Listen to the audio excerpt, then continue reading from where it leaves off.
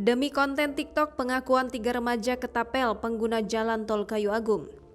Peristiwa pengerusakan terhadap kaca mobil kendaraan di kilometer 290/400 ruas Pematang Panggang Kayu Agung, Selasa 1 Februari 2022 sore.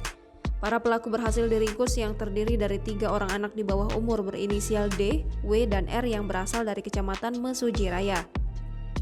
Saat melakukan press release, Kapolres Oki AKBP Dilianto didampingi Kasat Reskrim AKP Sapta Ekayanto yang menjelaskan ketiga pelaku berhasil diringkus pada Jumat 4 Februari 2022 pagi.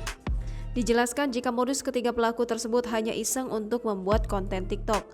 Menurutnya, ketiga pelaku dengan sengaja mempersiapkan alat-alat berupa ketapel dan handphone untuk merekam aksinya.